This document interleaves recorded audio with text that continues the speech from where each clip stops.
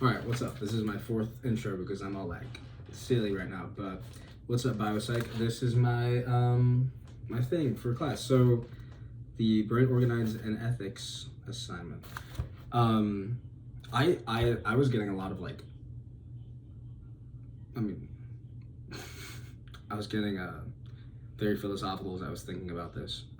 First and foremost, like I just think it's super interesting that we've made all these advancements in technology, making these chips super tiny that we can store information and all that, and then it comes out and says that, in the first article, the one from last year, that these chips can, or the organoid, the brain organoid chips can use 6,000 less times electricity or energy or power than I think it's power than the regular electronic chips, right? And I think that's super interesting.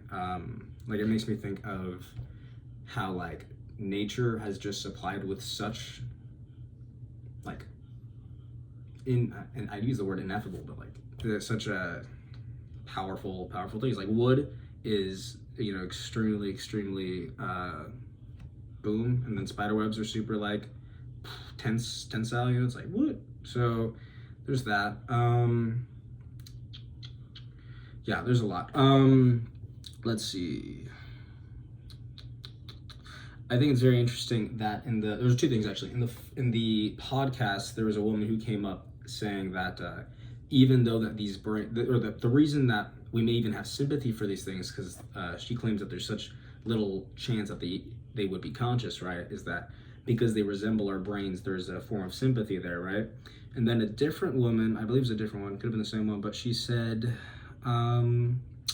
that regardless, right, these organoids may help us discover ways to treat disorders that we don't really know how to treat, right? And I think that's interesting because say they are conscious, that's a huge philosophical thing, because it's saying like, because these organoids are lesser life forms or lesser forms of consciousness, it's okay if they suffer so that we can supply higher beings, humans, right, with neurological aid, right, understanding how to better work, cure, deal with these mental ailments. So that's something, right? So my opinion on them though, specifically, like I think just like, play it through, the world's moving so quickly. It's like science fiction is becoming it's becoming reality more and more. It's actually crazy. It's a whole other thing I could talk about. This video's already 3 minutes. Fuck. I'm frick. Sorry. I was like half, right? So I don't think it counts. But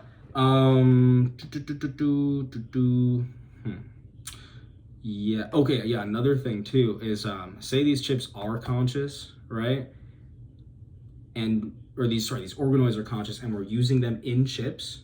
We are making them slaves. We are making conscious beings slaves, making them without rights or without a will. It's a really weird thing though, right? Because we're using our own biology.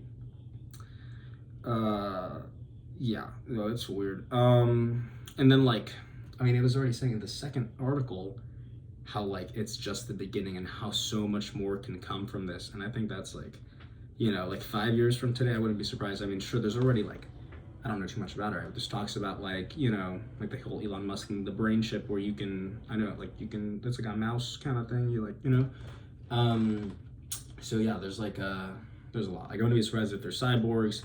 Computation efficiency is going to go through the roof, right? Of course, there's like the whole thing of like,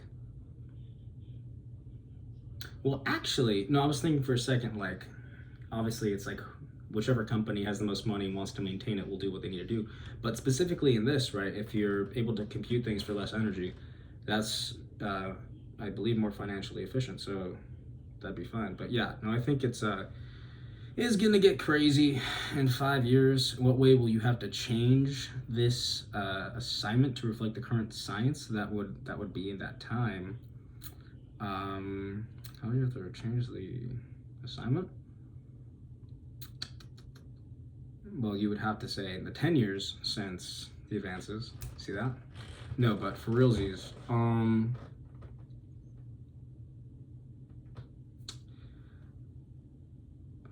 I think there'd be a much bigger emphasis on the efficacy of how they're being used, because right now we're just getting the beginning of how it interacts with graphene. Was that right? Don't graphene, I think, but some form of matter and inanimate matter, like the robot, right?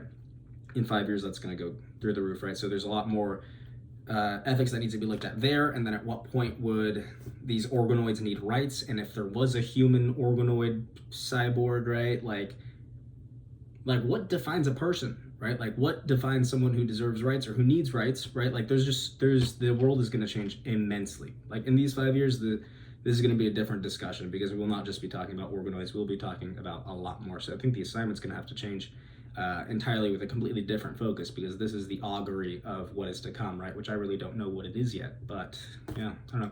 That's all I got. I went over time. I hope that's okay. Bye-bye.